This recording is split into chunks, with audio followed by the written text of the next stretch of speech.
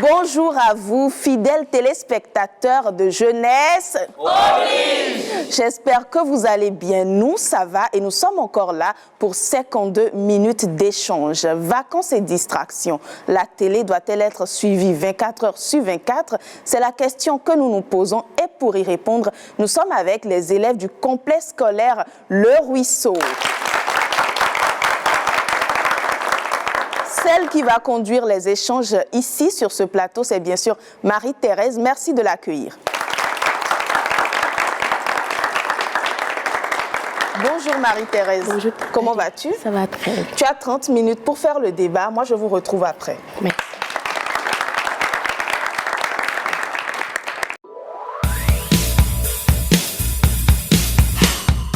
Bonjour chères téléspectatrices et téléspectateurs, je m'appelle Marie-Thérèse Rwendo, élève au groupe scolaire Le Ruisseau, situé précisément à Artbokondi.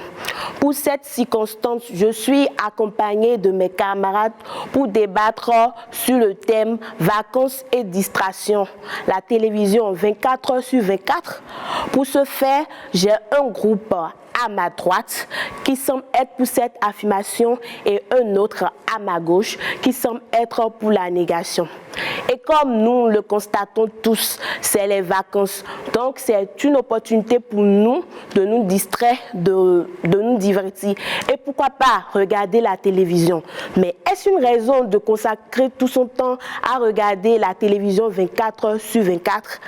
À présent, prenez place et ça commence.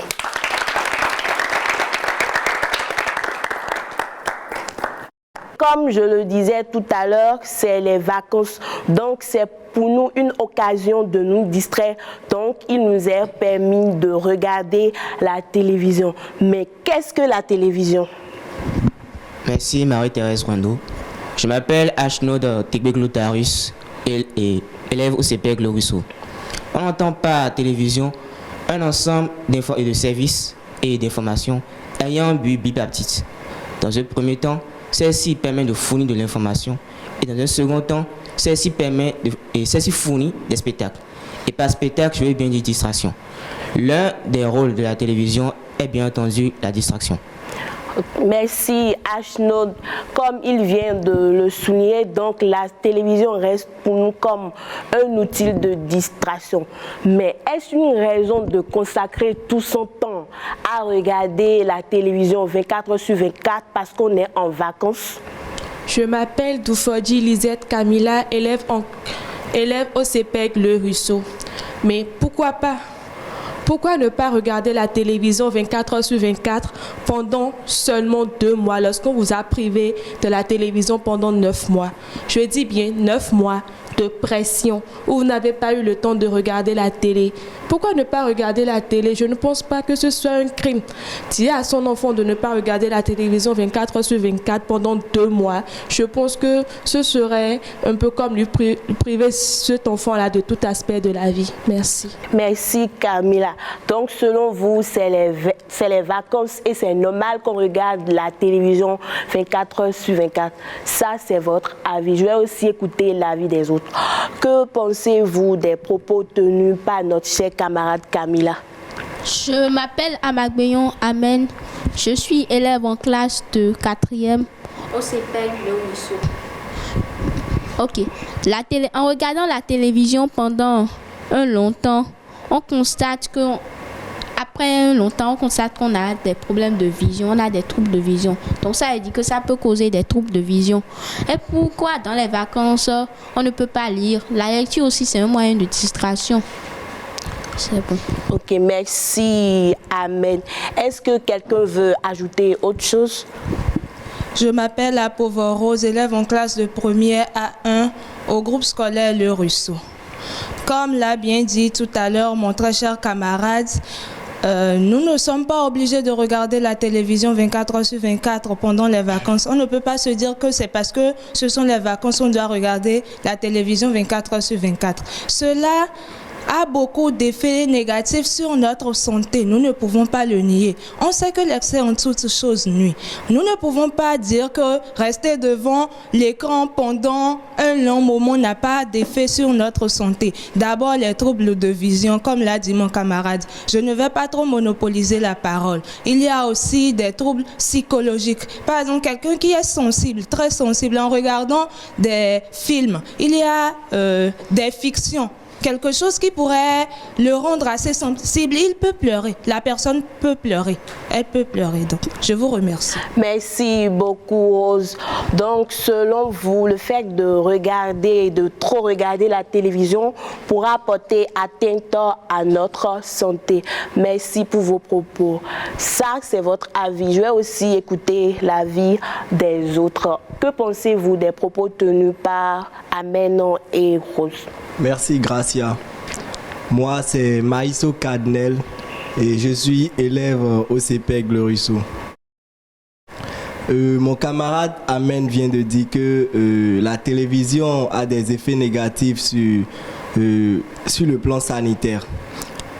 Certes, je n'en disconviens pas, mais Rose vient de dire que l'excès de toute chose nuit. Mais la lecture aussi. Ça a aussi des inconvénients sur le plan sanitaire. Prenons l'exemple de quelqu'un qui lit beaucoup. Il peut aussi avoir des problèmes de vision et autres. Donc, ce n'est pas seulement la télévision qui a des inconvénients sur le plan sanitaire. Et aussi, tu viens de dire que sur le plan psychologique, non, que quelqu'un qui regarde une fiction peut pleurer. Ok, je refuse pas, mais prenons l'exemple du roman Un piège sans fin. Tu vas me dire que bon, la majorité de ceux qui l'ont lu ont pleuré, ont coulé des larmes. Ben, c'est normal, parce que c'est un roman qui fait pleurer. Et donc aussi, le livre aussi peut faire pleurer. Et aussi, on est en vacances, et en vacances, le temps est précieux, parce qu'on nous a juste donné 2 mois, 2 petits mois. Donc, par exemple, je prends quelqu'un qui prend un roman et qui lit. Le roman est rempli de plusieurs pages. Donc, du coup, il perd son temps. Bon, je ne dis pas qu'il perd son temps, mais il prend plus de temps. Or, quelqu'un qui regarde un résumé à la télévision comprend mieux et plus rapidement. Il fait truc là, il assimile plus rapidement les informations. Donc, je peux aussi dire que les livres, d'abord, ça perd le temps et aussi, ça peut aussi entraîner des problèmes de vision et autres. Merci, Gracia. Merci, Cadnel, pour vos propos. Partagez-vous les mêmes points de vue que Cadnel? Je m'appelle Mémanou Couronné, élève au CPEG Le Ruisseau. Pour contrecarrer les dires de mon ami, il vient de dire qu'on peut regarder la télévision H24. Mais ignores-tu que regarder la télévision anéantit l'esprit critique des jeunes? On est élèves et étudiants. Donc le fait de trop s'attarder à la télévision agit sur nous. Il ne nous laisse pas le temps d'aller chercher, d'aller découvrir d'autres choses ailleurs. Or, en ne faisant pas ça, on n'élève pas notre esprit au fait. On se plaque à la télévision à regarder ce qu'ils font. Aussi, tu dis qu'on peut lire un livre à travers les résumés de la télévision. Mais à suivre les résumés, tu peux avoir un mot qui sera en train de se dire là-bas que tu ne comprendras pas. Mais le temps d'aller prendre un dictionnaire ou quelque chose, même ton portable, pour aller chercher, tu vas perdre le fil de ce que la personne dit, donc tu ne pourras plus comprendre après. Mais avec un livre, tu peux t'asseoir, lire, relire, comprendre le sens du mot dans la phrase et chercher plus à aller en profondeur de ce que l'auteur dit, à développer ton esprit critique et entrer dans le personnage de l'auteur et savoir discerner. Merci. Merci, Kouane. Donc, selon vous, le fait de trop regarder la télé pourrait anéantir notre esprit critique. Veuillez ovationner Couronné pour ses propos. Merci beaucoup. Partagez-vous le même point de vue que Couronné? Merci, Gracia. Je m'appelle Akodi Fabiola, élève en classe de première D au CPEG Le Ruisseau.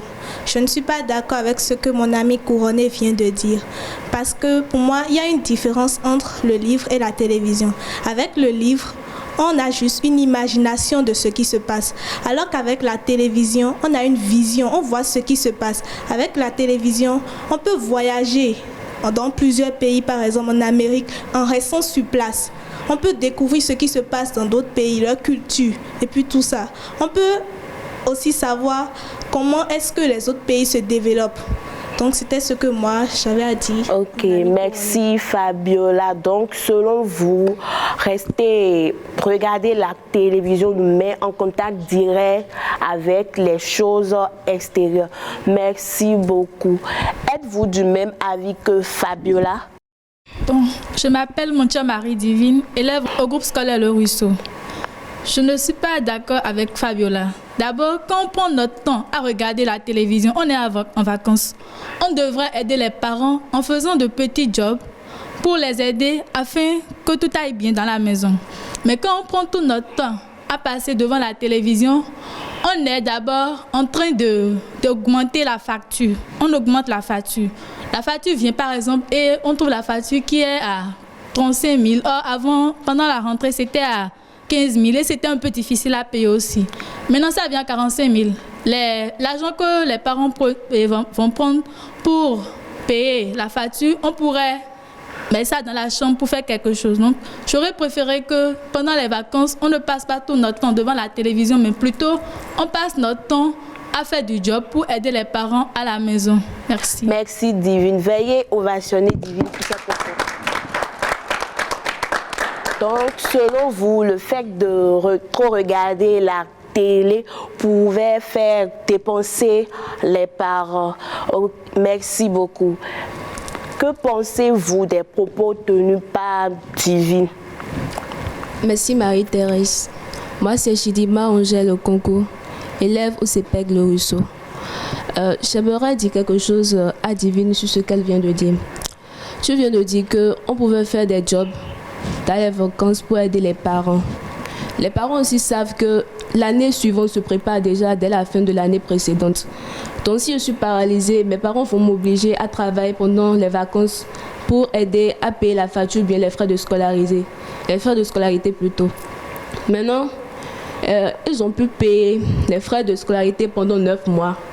Et les frais de dossier ou bien TD et autres. S'ils ont pu payer ça, l'argent de facture, je ne pense pas que ça sera un problème pour eux. Et aussi, les jobs sont à l'origine de plusieurs disparitions. Les jobs sont à l'origine de la disparition de bon nombre d'élèves. Et ça, les élèves profitent des jobs pour se promener. Et il y a beaucoup de conséquences. L'élève qui fait des jobs pendant les vacances, ça peut agir sur lui et au début de l'année. Il peut par exemple tomber malade, avoir des fatigues. Et je pense que les jobs ne sont pas trop fiables aux élèves pendant les vacances. Merci. Merci beaucoup Angèle pour vos propos. Donc selon vous, c'est la responsabilité des parents d'assurer nos besoins fondamentaux. Mais ces propos que vous tenez, c'est souvent les enfants, bon, en griffe, les gosses de riches qui tiennent ces propos. Parce que ce n'est pas le cas partout. Si on est en vacances, on doit aussi aider les parents. Parce qu'on dit souvent les 5 doigts. En tout cas, ce n'est pas à moi de le dire. Peut-être qu'il y a d'autres personnes ici qui pourront vous expliquer. Merci Madame l'animatrice. On dit souvent que les 5 doigts ne sont pas égaux. Quand on dit que les 5 doigts ne sont pas égaux, je dis quoi par là? Supposons que Madame Angèle, votre papa est un riche. Et mon papa, il n'est pas au niveau de vos parents. Maintenant, vous faites le contraire. On fait le contraire. Si vous avez dit que vous êtes paralysé, dans ce cas-ci, on parle du fait qu'on est en vacances, on est élève. Il y a des cours de renforcement qui nous sont offerts gratuitement. Mais dans le cas où vous passez votre temps à la maison à regarder la télévision 24 heures sur 24, vous pouvez me dire que les cours de renforcement que vous avez suivis pendant les périodes vont... Bon, je ne sais pas comment vous expliquer ça, mais est-ce que quand vous suivez les cours de renforcement, après le temps de réviser, vous passez tout votre temps à regarder la télévision? Ne me dites pas que vous allez vous rappeler de tout ce qui s'est passé pendant ces cours de vacances. Merci Madame l'animatrice. Ok, merci Divu. Donc le fait de regarder la télévision peut être la cause de nos oublis, des connaissances à acquérir à l'école. Ok, merci Divine. Je crois qu'il y a une personne qui est impatiente de dire quelque chose. En fait, tu viens de dire que les cours de vacances sont là pour relancer le cerveau. J'aimerais te dire que les acteurs de l'éducation, en commun accord avec l'État, ont déjà tout planifié. C'est-à-dire quoi? Ils savent que nous sommes en vacances vraiment et que les élèves peuvent tout oublier. Donc, c'est pour cette raison qu'ils ont organisé des cours de vacances et des cours de renforcement pour au fait relancer le cerveau des élèves. Et tu as dit qu'on n'aura plus le temps et pendant l'année de se rappeler des trucs. Je ne sais pas si tu sais, et dans le mois où on s'organise des cours de vacances, les cours de vacances c'est dans le mois d'août et la rentrée c'est en septembre. Donc août jusqu'à fin août, je ne pense pas que l'élève n'ait pas assez de trucs là pour oublier ce qu'il a appris pendant le mois d'août. Il peut se rappeler les trucs. Merci beaucoup. Ok, merci beaucoup Angel. Ça, c'est votre avis. Je vais aussi écouter l'avis des autres. Que pensez-vous des propos tenus par notre cher camarade Angel? Ici, vas-y. Je m'appelle Sadikou Oubedat. Je suis élève au CPEG Le Ruisseau. Je ne pourrais pas totalement contredire les propos de Angèle parce qu'elle a raison sur un point. Les cours de renforcement se font en mois d'août et les rentrées commencent en mois de septembre. Ça permet bien sûr de se rappeler des trucs qu'on a pu acquérir pendant le mois d'août pour bien renforcer notre capacité intellectuelle en mois de septembre. Mais c'est ce que j'aimerais savoir, est-ce que quand un élève qui vient de terminer la classe intermédiaire pour une classe d'examen a le droit de passer son temps, le temps des vacances à regarder la télévision H24, sachant bien qu'il a un examen à passer l'année prochaine. Est-ce que cela n'aura pas un effet négatif ou une conséquence sur ses rendements scolaires? C'est ce que j'aimerais demander. Merci. Ok, merci Oubedat pour vos propos, mais moi je ne saurais vous répondre, mais je vais laisser Angel répondre.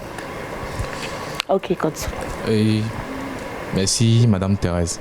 Moi c'est Godson Fayon. Je suis aussi élève au groupe scolaire Le Ruisseau. Bon, j'aimerais seulement lui dire quelque chose.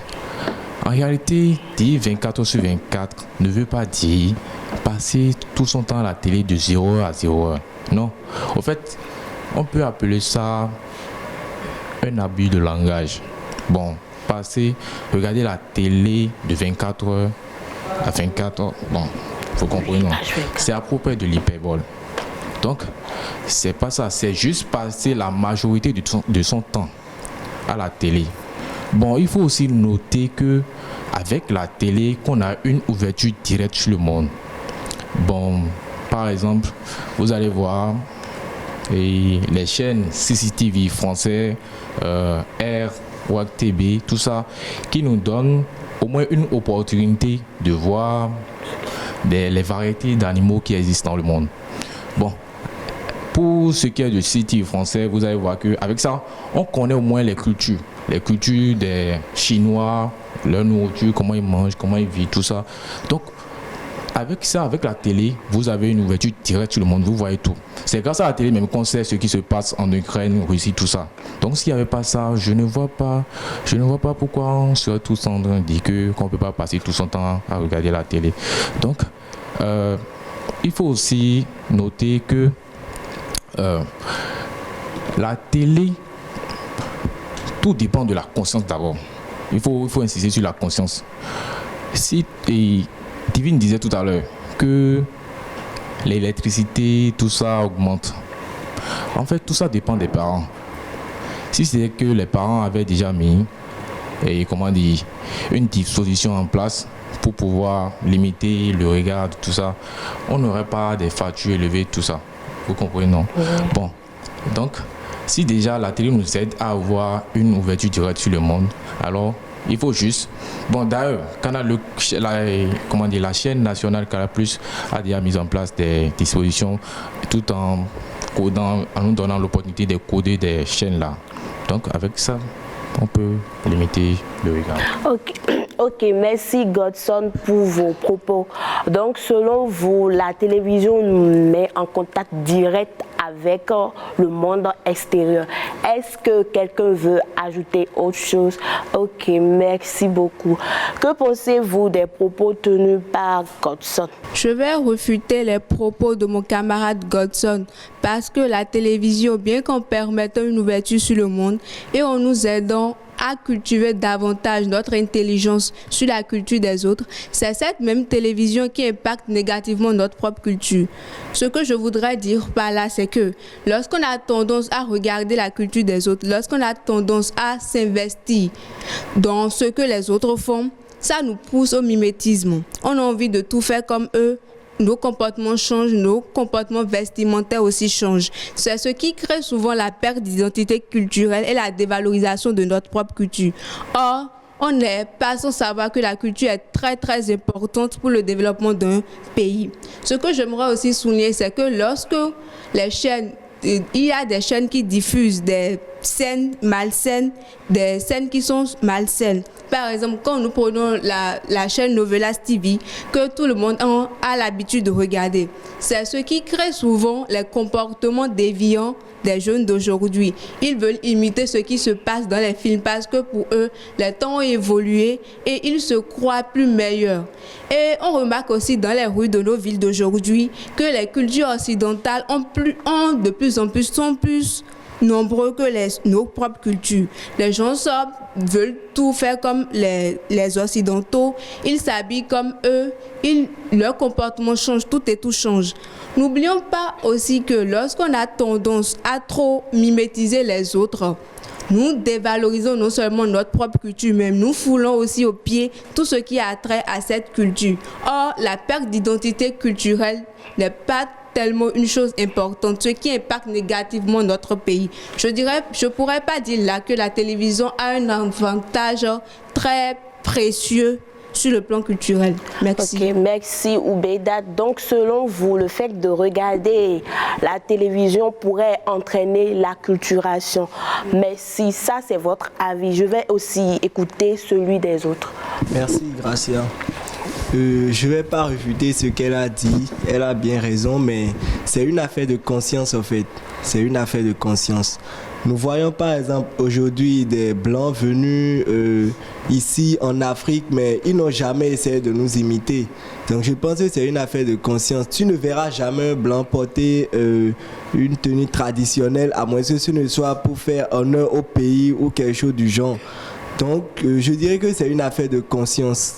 Et aussi, regarder quelque chose à la télé ne vous pousse pas à imiter ce que les autres font, si ce n'est que de l'inconscience. Alors je pense que c'est plutôt aux élèves, aux Africains de prendre conscience et de ne pas essayer d'imiter le blanc. Merci. Merci Kadnel. Est-ce que quelqu'un veut ajouter quelque chose? Donc, merci Kadnel pour vos propos. Veuillez ovationner Kadnel pour ses propos. Donc, selon vous, le fait de dire qu'en regardant la télé, on pourrait imiter les autres, c'est une question de conscience. Merci Kadnel pour vos propos. Êtes-vous d'accord avec Kadnel? J'aimerais bien dire que Kadnel vient de dire que regarder, imiter les autres, les Occidentaux, c'est une affaire de conscience. Nous n'allons pas tout mettre sur la conscience. Non, non. Nous ne pouvons pas prendre parti. Nous ne pouvons pas... que dis-je? En tout cas, on ne peut pas prendre tout et mettre ça sur la conscience. Il y a aussi, vous venez de dire que les Blancs ne nous ont jamais imités. Mais vous avez fait cas que les Blancs, pour nous faire plaisir, portent parfois nos tenues traditionnelles. Est-ce que, par exemple, s'il ne veut pas nous imiter, il ne va pas nous imiter. Le Blanc est bien têtu. S'il ne veut pas nous imiter, il ne va pas porter nos habits. Il ne va pas vouloir nous faire plaisir. Laissons ce sujet. Si, par exemple, vous avez parlé de la télévision, ça fait du bien, ça fait du bien. Nous ne sommes pas sans savoir que la brutalité filmique augmente l'agressivité des jeunes. Nous ne sommes pas sans savoir cela. Par exemple, les jeunes de nos jours, les petits enfants, en regardant la télévision, par exemple les dessins animés d'action, Après avoir regardé cela, allez les voir au salon. Ils sautent partout, dans les divans, ils cassent tout, les nappes de table, ils déchirent tout. Ce truc-là, ça, bon, c'est parce qu'ils ont regardé, ils ont vu faire dans la télé. Certes, vous allez dire que c'est une affaire de conscience, mais est-ce que nous allons devoir demander aux jeunes enfants aussi, les enfants comme ça, nous allons les demander d'être conscients? Je vous remercie. Merci Diane pour vos propos. Donc, selon vous, le fait que nos frères regardent la télé entraîne leurs différentes formes de violence. Veuillez ovationner et repousser ces propos. Merci. Ça, c'est les propos tenus par Rose. Avez-vous quelque chose à lui reprocher? Oui, bon, je vais appuyer ce que Godson avait dit au départ, que je ne vais pas accuser les parents, mais la chaîne la chaîne internationale Canal+ a mis des trucs en place où certaines chaînes sont codées, n'est-ce pas? Donc, il revient aux parents d'interdire aux enfants de ne pas regarder des chaînes de violence, action ou ces trucs-là. D'ailleurs, pour un peu personnaliser, chez moi, quand on voit moins de 16 ans, bah, on refuse. Hein, tu ne peux pas regarder. Si le père est là, tu ne peux jamais regarder, il va t'interdire. Donc, je crois que c'est aux parents. Je ne vais pas trop les accuser quand même, mais je pense que ça revient aux parents. Ok, merci Cadnel pour vos propos. Veuillez ovationner aussi Cadnel pour faire. Donc, selon vous, ce n'est pas une question de conscience, de responsabilité, mais il est question de planification et d'éducation. Avez-vous quelque chose à dire par rapport aux propos tenus? Oui, j'aimerais demander à Cadnel que pour les parents qui ne sont pas constamment présents pour surveiller leurs enfants et qui les laissent à la maison, soit avec leurs cousins ou leurs cousines, est-ce que cela n'impacte pas aussi les comportements déviants de ces jeunes? Parce qu'on remarque aussi que lorsque l'enfant a l'habitude de regarder des scènes violentes, lorsque l'enfant a l'habitude d'imiter ce qu'il voit dans les télévisions, ce qu'il voit sur ces chaînes, on constate que dans son comportement, tout change. Tout change dans son comportement et parfois, c'est ce qui amène vraiment au manque d'éducation. On ne pourrait pas dire vraiment le manque d'éducation, mais c'est ça qui amène au non-respect des enfants, au fait. Ces enfants ne respectent plus leurs parents parce qu'ils ont vu quelque chose à la télé, des petits enfants qui crient sur des grandes personnes pour une histoire de dispute. Ces enfants aussi imitent ce qu'ils regardent à la télé. Merci. Ok, merci Oubeta pour vos propos. Merci à vous aussi. En définitive, la télévision, comme toute autre chose, a des avantages et des inconvénients. C'est ainsi qu'on dit souvent, l'essai en toute chose nuit. Il nous est permis de regarder la télévision, mais cela de façon modérée, de manière à ne pas trop exagérer pour notre bien-être et aussi pour le plein épanouissement des parents. Merci beaucoup. À présent, nous sommes à la fin de notre débat. Nous invitons Tata Jennifer à nous rejoindre sur le plateau.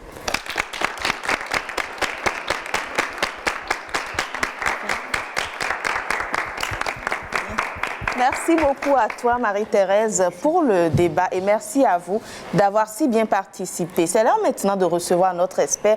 J'invite sur ce plateau M. Atin Soussi, il est éducateur.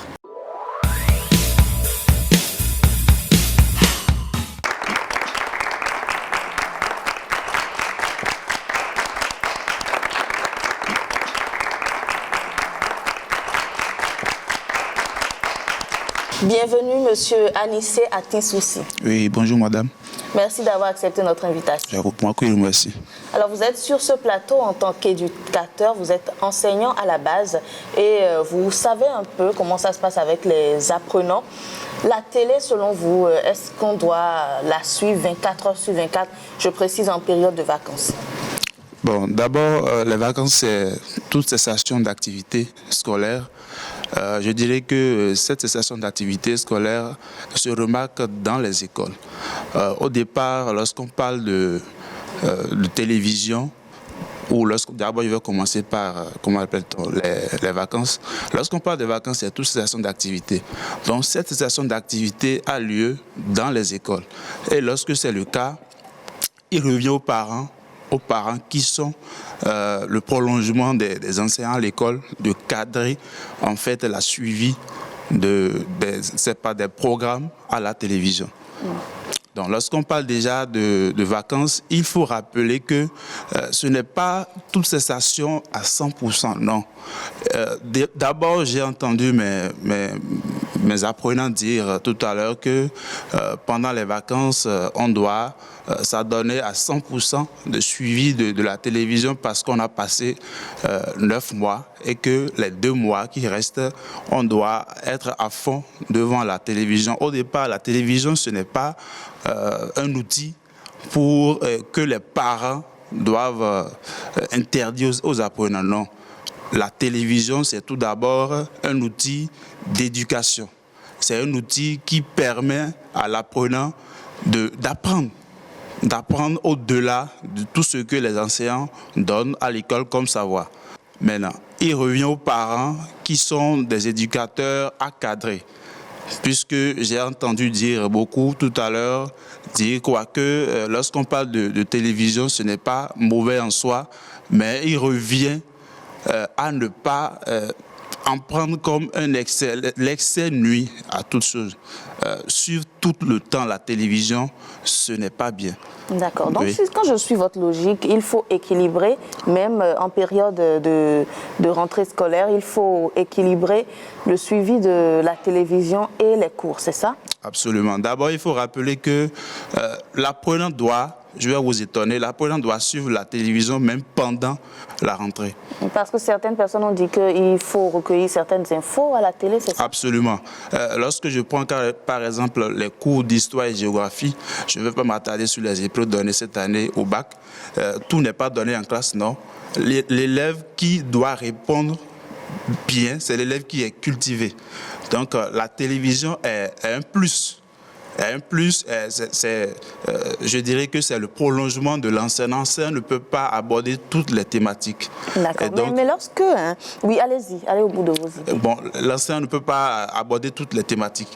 Donc il revient à l'apprenant ou, je vais dire, il revient aux parents de cadrer les programmes que les enfants doivent regarder en fonction de leur âge. Mais dans le cas où les parents, malheureusement, n'ont pas permis cela, ils ont enfermé la télévision, c'est la réalité dans beaucoup de maisons, dans beaucoup de familles, où on enferme la télévision et que la période des vacances scolaires est là.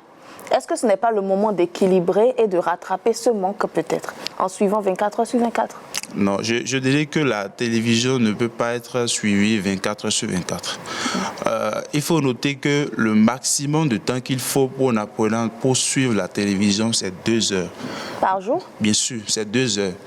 Parce que quoi, lorsqu'on parle de vacances, il ne s'agit pas de rester devant la télévision toute la journée. Je crois que les enfants ont déjà tout dit.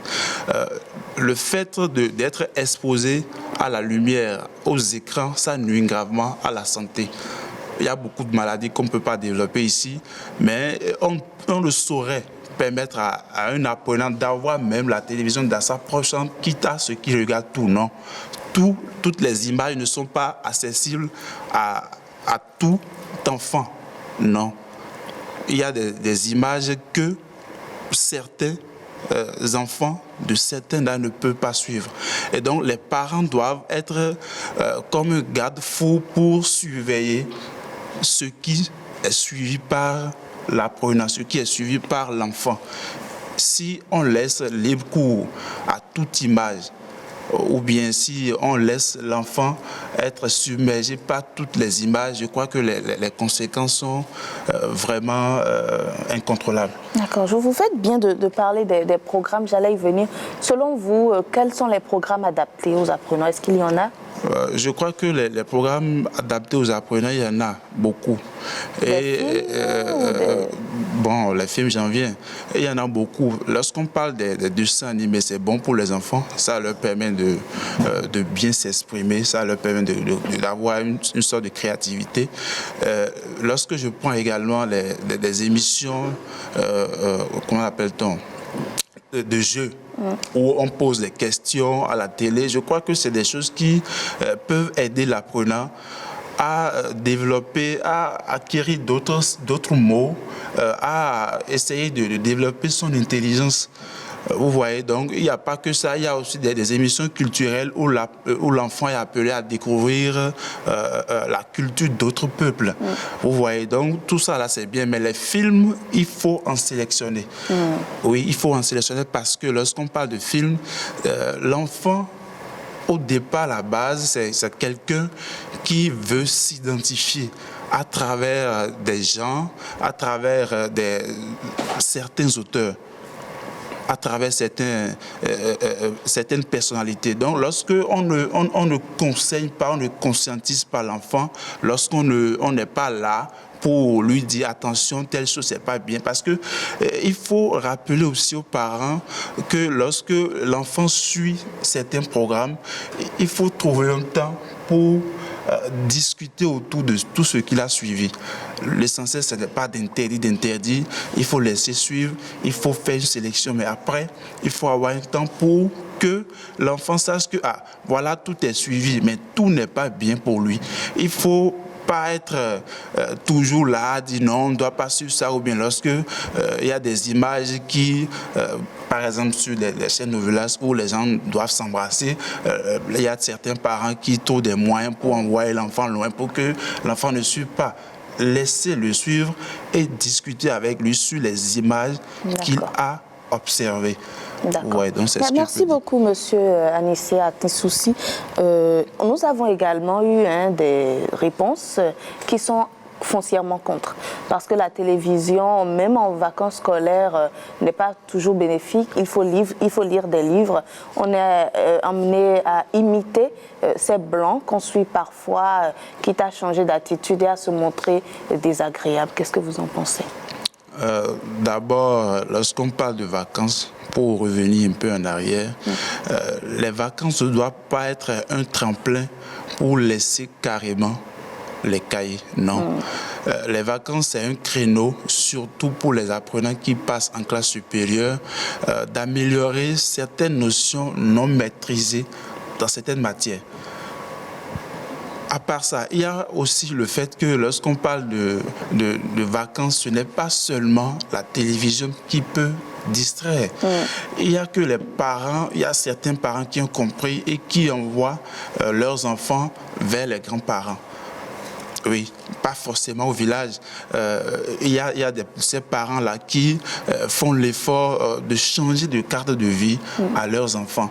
Tout ça, il va de quoi? Tout ça participe à montrer à l'enfant qu'il n'y a pas que la maison, il n'y a pas que la belle vie entre griffes qu'il a à la maison, qu'il y a d'autres réalités de la vie. Donc il n'y a pas à se dire que c'est la télévision. Non, la lecture, ça participe de beaucoup de choses. Je ne sais pas si je pourrais dire quelque chose pour améliorer ce que les enfants ont dit. Ils ont dit tout à l'heure que lorsqu'on parle de lecture, ça permet à l'apprenant de découvrir d'autres mots. Ça permet à l'apprenant de se cultiver et d'avoir un vocabulaire assez riche pour affronter certaines épreuves je sais pas, de littérature, de français et d'anglais et tout. Donc je crois que les enfants ont beaucoup dit. J'étais stupéfait lorsque j'étais de l'autre côté. Ils ont beaucoup dit. D'accord. Je ne sais pas, on va demander s'il n'y a pas des questions pour vous. Est-ce que quelqu'un a des questions pour notre invité? Je m'appelle Akodji Gifty. Je suis en classe de première C. Je voulais poser la question suivante. Avec l'évolution actuelle de la société, la télévision n'est-elle pas un média à prendre au sérieux pour le développement social du jeune? Bon, comme je l'ai dit, la télévision, comme tout autre élément d'information, a ses avantages et a ses méfaits. comme je le rappelais, je dirais oui. La télévision, on ne peut pas boycotter la télévision de nos jours. C'est un outil d'information, c'est un outil qui permet de découvrir d'autres horizons. Donc on ne saurait pas mettre de côté la télévision, non. Toutefois, il revient aux parents de cadrer les programmes suivis par leurs enfants. D'accord. Oui. Alors, je pense qu'on a également une autre question de l'autre côté. J'aimerais poser la question suivante.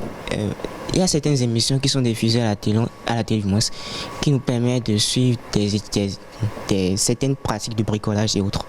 Ne serait-il pas bon de suivre ces émissions à une échelle un peu plus élevée en fonction du temps pour nous permettre d'avoir un développement personnel sur le plan économique?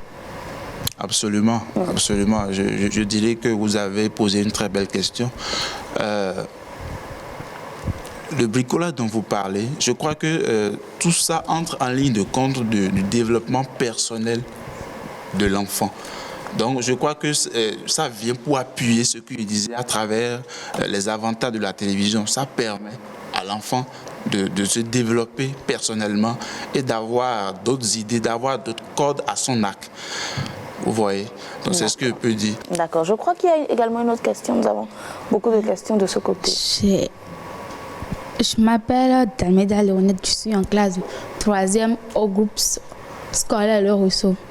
En quoi la télévision est-elle un relais en l'évolution des élèves en milieu scolaire pendant les vacances? Bon, la télévision est un relais. Un relais, c'est une sorte de continuité, un continuum de ce que le professeur ou les professeurs ont eu à donner comme enseignement dans leur matière. La télévision consiste de par, comment appelle-t-on, son attractivité parce que c'est des images et les enfants, ils aiment les images. Vous voyez un peu, les enfants aiment les images, les enfants aiment la couleur. À l'heure où nous sommes, à l'heure où nous parlons de TNT, c'est pas, madame pourra m'aider tout à l'heure, à l'heure où nous parlons de TNT, je crois que la télévision vient pour enseigner de façon ludique. C'est-à-dire ça vient enseigner, mais dans un cadre moins stressant. Parce qu'il y a de ces enfants qui, quoi qu'on dise, qui n'aiment pas beaucoup, pas trop les professeurs. De par leur manière d'enseigner, c'est des gens qui ont souvent peur des professeurs, mais la télévision, je crois que non. Donc ça permet de détendre, ça permet de mettre des élèves dans des conditions de confiance, d'accord, pour mieux apprendre. Donc je dirais que c'est un relais parce que ce que l'enseignant ou les enseignants ont commencé à l'école, la télévision continue à la maison. Merci beaucoup à vous. Le temps est complètement parti, malheureusement, mais nous allons prendre une dernière question. Je m'appelle Alémon Brunel et je suis élève en classe de 3e au groupe scolaire Le Rousseau. J'aimerais poser la question suivante. Entre la télévision et le téléphone portable, lequel est le plus dangereux dans l'éducation d'un enfant? Je dirais les deux. Les deux, oui, les deux, parce que d'abord, la télévision, lorsque à la maison, ça se retrouve dans la chambre des parents, au salon, que tout le monde a, au salon là où tout le monde a accès, et que c'est contrôlé par les parents, ce n'est pas un danger. Mais le téléphone portable, je dirais que ça représente également un danger parce qu'on ne saurait contrôler, puisque c'est, comme le son le disait, portable. On peut avoir accès à ça même quand les parents dorment. Vous voyez un peu. Donc, je dirais que c'est les deux. Mais tout est question de suivi et il n'y a que et surtout les parents qui peuvent cadrer, qui peuvent aider les enfants à pouvoir ne pas souiller les images qu'ils reçoivent de chez eux. Merci beaucoup. Je vais vous laisser conclure. Nous sommes à la fin pratiquement. Bon, en conclusion, je vais dire simplement deux choses. La première chose, c'est que on ne saurait se passer de nos jours de la télévision. Non, la télévision a beaucoup d'avantages, mais en même temps, elle constitue un outil qui peut aliéner l'enfant lorsque les programmes suivis par ce dernier ne sont pas tamisés par les parents. Merci beaucoup. Vous l'avez compris, hein, chers téléspectateurs, la balle est plus dans le camp des parents et c'est grâce à eux que l'enfant pourra avoir un impact, que la télévision pourrait avoir soit un impact positif ou négatif sur l'enfant. Nous espérons que vous avez tiré l'essentiel de ce numéro de Jeunesse Oblige. C'est la fin et nous vous disons au revoir.